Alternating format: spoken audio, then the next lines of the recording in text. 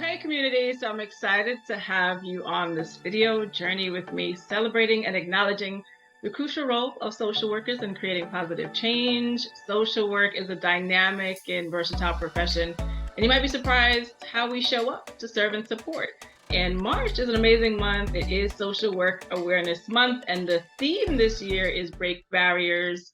And, it's really an opportunity to highlight the important contributions that social workers make daily and also raise awareness about the challenges of our profession as well. My name is Amanda Fludd, the curator of this audacious project to bring you a social worker a day for 30 days. And joining me today is Jason Phillips, who's also a licensed clinical social worker and confidence expert. So welcome, Jason. Yeah, thanks, Amanda. I didn't realize, I guess I should have, that you're going to be bringing somebody on for 30 days. That is so dope. So yeah, kudos to you for doing that. Thank you. Yeah. Listen, I figure there's enough of us out there to find somebody, and especially the bodies that are doing really just creative and different things. I think people are used to us in this one narrow box, but we have transcended that box in so many different ways. So, I'm excited to do that and to do that with you today too. For sure, for sure. Yeah. And can I tell you that I didn't even realize you were a social worker? What? Really? Oh. Yeah. I was social. Yeah. Yes. 13 years now. Ooh. And I think it's because we don't always lead with that title, hey, yeah, I'm a social worker, right? You kind of hear all the other stuff first, or just see people doing, so things, and you don't realize oh, that's a social worker too. Yeah, a lot of people think that I'm only, a life coach or confidence or a speaker, but yeah, definitely this is where the bread and butter has been in the social work realm. Ooh, which is good to hear. I think a lot of people needed to hear that. So thank you for saying that. Yeah, for sure. Right. Because, and I know you were going to get into questions, but as I think social work has a perception that you can only do this, whether that be field work, case management, child welfare. So people don't think that social workers are mental health experts or that they are consultants. Right. Speakers, coaches. Speakers. Right. Yeah. And podcasters. Oh, yes. Writing books. We're doing some amazing things in these streets. Yeah. Yeah. Yeah. And I think that's a great space for us to look at this concept of, breaking barriers and what it means to you. So for me, breaking barriers means being unapologetically yourself as a social worker, as a human, right? Yeah. So you can show up and really dominate because you are being authentic, you're being genuine, and it comes with a great sense of energy. And whoever you work with, they're going to respect it and accept it because you're showing up with that type of confidence. Ooh, powers dominate, right? And confidence, right? And two words that I'm not even sure that we always put together with social work. I think it's this meek, humble sort of profession, and we just kind of take what we get, and we're kind of at the bottom. But this is a whole shift in how we think about ourselves and what's possible for us. Yeah, for sure. And I think that we have to start to really shift the narrative about what social work means and not feel like we have to conform to what social work has looked like. So even what you're doing is vastly different, bringing on different experts to highlight what barriers are for them or what they're doing in the field so that people really know that we're much more than what the typical social work narrative has been. Do you think that there's more that we can do as a profession or even as individuals to change that narrative? Because, sometimes we're part of the problem. We don't like to look at us we point the fingers at everybody else. And I do think it's a bigger systemic problem in terms of, why we are kind of pigeonholed into one space. But as individuals, because we are advocates and, we are gung-ho for everyone, but do we need to be gung-ho for ourselves? How do we shift this for us? Yeah, we definitely need to advocate for ourselves more as individuals, as social workers. And I think that looks like going for leadership positions, Aim speaking high. out. He said, don't start at the bottom. Just Yeah, no, because as a person who's been in leadership, I know like there were only two social workers at an agency that I worked for where we were directors of clinics, where everybody else was either like psychiatry or a psychologist. yeah. And what I found was it wasn't that we weren't qualified, it's just that we weren't knocking on the door saying, hey, we can do this too. So we have to start, look within and say, am I putting myself in position to go for certain positions or being this leader or being a supervisor, being the director, and not only looking at the bare minimum or whatever opportunities are given to us. So that's what we can do as an individual. And then I think, the macro scale, when we're in school or if you're a professor, raise up the next generations to also do the same. So now we'll have larger changes, whether that's in policies, whether that's in structures, and then systems as a whole will be changed because of that. Yeah, absolutely. It's like planting little agents on like each level, right? And really remembering this idea that it isn't just for the communities. We are all about our community and kind of fighting for people when they can't fight for themselves, but we've also have to fight for our profession too, because we are on the level of the next psychologist, right? Or the MD. And sometimes we're even better in just how we can navigate things. But for some reason, I'm not sure that we always step into that role and see ourselves there. And definitely others don't always see that and look to us to be in that capacity, right? So even hearing like you were a leader and in that role is amazing to hear because you just don't always think about that. Yeah, I was in that role for about almost 5 years. And I'd say, I'm doing other things in private practice and other consulting work. So I stepped down. Right. But I looked at other colleagues who were in other disciplines who struggle even maintaining that long in a position of that sort. So for as social workers, we have to not, again, conform to we can't handle this or we don't deserve this pay. Because when you're thinking about the clients that we serve, even as a therapist, we're going to spend anywhere from 45 minutes to maybe an hour or longer with the person. Whereas the MD or the nurse prac, they may spend 15 to 30 minutes, just depending on the system and structure. Right. So we're doing a lot of the work and we're complementing each other. So this means that we should also be compensated at a level where we provide. Right. Seriously, because we're spending that amount of time, so we can't devalue our own work.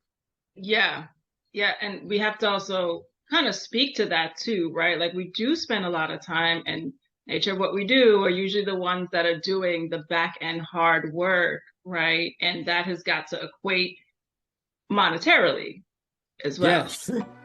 Yes. Right. And I don't know, in the positions that you were in, was there like a disparity financially in terms of like psychologists and other professions with social work? For sure. There's always been a disparity. And I would say, especially earlier in my career when I worked in the hospital system, I think it was a particular hospital, but this system, they really treated the social worker more like a gopher. Like, get this for me, fax this. I mean, that was very different from other agencies, but I thought they're not respecting me here. I mean, I was only there for like 3 weeks, but wow. Just because it was just not working well. And I saw that they were not valuing the expertise that I brought to the, the field and the clients. Yeah. In terms of that expertise, what are the experiences or skills that you feel that are essential for success as a social worker? I think especially as you're navigating in a different space, and how have you developed that over the years? So there's so many different, I'm going to highlight 2. Okay. One, you want to be able to articulate who you're working with and how you're working with them. Okay. So what is the case conceptualization? What is this client? they're presenting issues, how are you going to treat them? What does that look like? These So you are want our to be able core to social work verbalize it. skills here, right? He said you better pay attention in class because you could apply this everywhere. Right. Pay attention. But then you also want to be able to document it well too. Oh, yeah. Because your work and your documentation is going to live far beyond the work that you do with that individual person or whatever agency. Mm-hmm.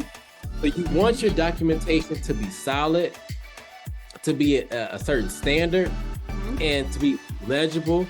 All of these things matter because I think sometimes we may feel overwhelmed with the documentation and not give it as much attention as we should, especially in our training days. So for all the newer social workers, pay attention to your case notes, your progress notes. Right. All of those things matter. Yes. And this is like making me tingle because this is something I love to like talk about and teach too with documentation. And I think we have to look at it in two ways because we do look at it as like the dreaded thing we don't really like to do. But we have to remember, I think, two things, like not just documenting in a way that, it is clear, it is concise, but also remembering that we're documenting our clients' stories, right? And just like you're saying, it lives. So what is it that we want to live about this person? What is the story that we want to tell about this person? For sure, there's concrete standards and things that we want to hit to make sure that essentially we get paid at the end of the day, but it's still a human behind that case note, behind that file. So we've got to learn that art, and our profession is really an art at the end of the day too. For sure. Mm-hmm. Yeah. They say you document for your client, you document for yourself and for the legal system. So everybody, those are things to keep in mind. Yep. Absolutely. Yeah. And in terms of thinking about this as art, one of the things I love is that you incorporate social media into your work, right? And you have no hesitation about being on big stages and sharing your message. Like, how is that different when you think about social work? And even from your perspective too, how is that another way to break barriers? So I think it goes back to the original question you asked me, and that means that I can be unapologetically myself as a social worker, so I can show up and have fun on social media, or speak to different crowds or groups on stages, and still have personality with it, be informative, be engaging, and not feel like I have to be in a box and only be looked at as the social worker who's looking at maybe ethical principles and moral principles. I'm much more than that. And I think people can receive it when I put it out there of being layered in a way that they can personally digest the information. And really like relate to, so sort of seeing parts of them like within you are just as natural confidence, right? As well as relatability and the sense of like I'm safe within this person. Yeah, people, when they see the content, I had somebody call today and they said, man, I checked out your social media, and I was like, bet, let's work. Because I guess you can get a sense of who I am just behind the profession. And of course, I maintain licensure and all of the continuing ed credits and all of those things. Right. But as a person, people want to know, who am I working with? Do you understand me? Because as you know, Amanda, especially in the therapy and coaching world too, half of the work that we do is just on being relatable to that person. Absolutely. Yeah. And I think when I say the art too, like that's what it is, being able to translate like all of our expertise and our professional training and bringing it to that person in a way that they can relate. Like that's a skill in itself. It's so ironic too. We're having this conversation today. I put a post up where I was talking about social workers, and I said we're also speakers, consultants, podcasters, coaches. So I put that out there because people don't know that, and professors. So I don't know if I'm an adjunct professor too. Oh, beautiful. Me too. Yeah. So we do a lot of things outside of just the regular narrative. Yeah. And I think it comes from our joy too, and our wanting to like serve on these different levels. as you were talking about like this line of myself and, the ethical part of the field, I wanted to just touch on that a little bit. And I'm sorry if this is going on for a little bit, but like, honey, you're bringing up No, all you these fine. topics. You fine. Good stuff. Like the boundaries and the balance, because, you know, how do you know what is enough or what's too much? I think the original narrative of us was, like we don't bring ourselves into the room. We are this like blank canvas and this white wall, which I mean in many different ways. And we can't really show up and be ourselves, right? And I think now we're in this space and time where it is just so received and we have the opportunity to be ourselves. But how do we also balance this ethical part of like there's yourself at home and we still have a ethical and professional responsibility as well? Yeah. Oh, that's a good question. So I would say, think about, I'll use an example. So when I was in grad school, I had a Scarface hoodie. And when I wore the hoodie, one of my colleagues was like, you shouldn't wear that. That's not social work material. And yeah, she called me out. And I felt like, well, I'm a student. I'm going to class just like you. You are already judging me because of what I'm wearing. So that's an example of how we can be ourselves without. Now, I'm not showing up with this, a Scarface hoodie now with my clients, but I'm still showing up with, whatever hairstyle I'm wearing or whatever clothing style, still being professional, but not feeling like I have to only be in this little narrow box and I can't express myself in any way. And when I can express myself, people resonate. So like I'll use the same example of clothing. I once, like a lot of times I wear black. So it's just easy. Yeah. But one time I was wearing like a color and we are good in black. I mean? So right. Yeah. It's easy. So one of my clients said, man, I never seen you not wear black. Like that was just me, again, small way of being who I am. Or if we self-disclose, but not make it about us. About you. Yeah. It's like, what is the purpose? What is the intention? How does it help the other person in terms of self-disclosure? Right. So I was talking to somebody who they were going through some family issues with the parent, and I lost my mom, and they knew that, or maybe I shared that, and they said, oh, okay, well, you get it. So I don't have to worry about you just giving me kind of lip service, but you actually understand. Yeah. I didn't go any deeper. I didn't share any more. That was enough because it's not my session, but that was enough so they said, okay, I got it. Let's keep going where they needed to go. Perfect. Enough to like open the door, right? Yeah. Or unlock their something so that they can get to where they need to be. And not like, oh yeah, let me tell you what we did, and this is how and I was on the floor and grieving for like. Right. Yeah. Exactly. And that's why I really wear black. No. Exactly, man. You get it. So it's enough so that what I'm doing right there is I'm deepening the trust that we have within each other. So now wherever we're going next for them, they know that I'm qualified, but also that I can empathize with where they're at. Yes. That is, I feel like it reflects like the skill of social work, but like an excellence, right? Where I've kind of done this enough that I can teeter both sides safely. And I think as you're newer in the field, as an intern, student, all of those things, it's good to also like learn this in the context of supervision too, right? And really be open about your experiences and the things that's coming up for you, so you can maybe learn those lines, right? And also know the more you do this work, the easier it is to really kind of show up and be skillful and be yourself. And it all comes together the more you spend time in this field. Yeah.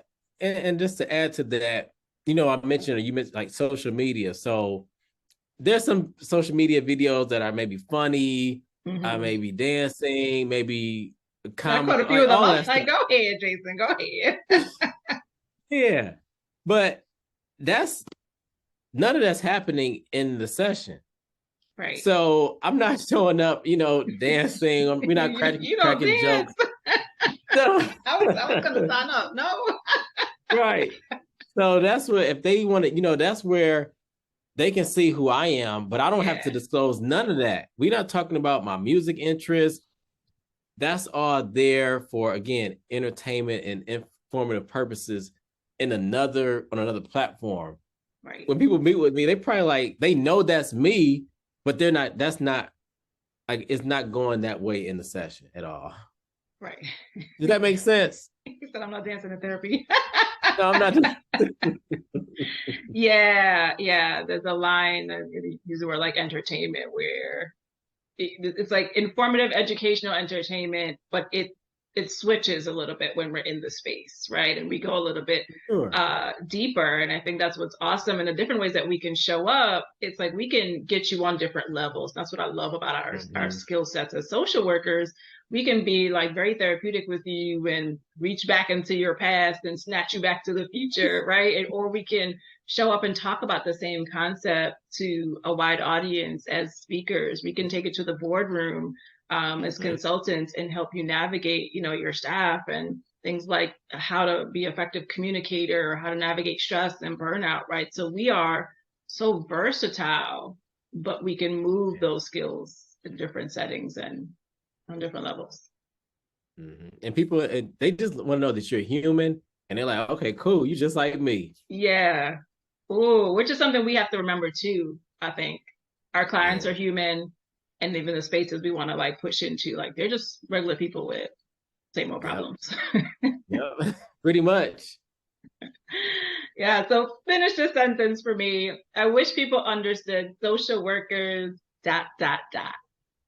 deserve to be paid and are going to advocate for it. We coming for our coin. Yep, for real. I love it. We've been underpaid for entirely too long. Way too long. Yeah. And look at all this goodness we bring to the table, honey, right? So wow, I mean, Jason, thank you so much for all that you shared and all the different points that you touched this on. was fun. This was fun. It was great in this conversation. It's great watching you on socials.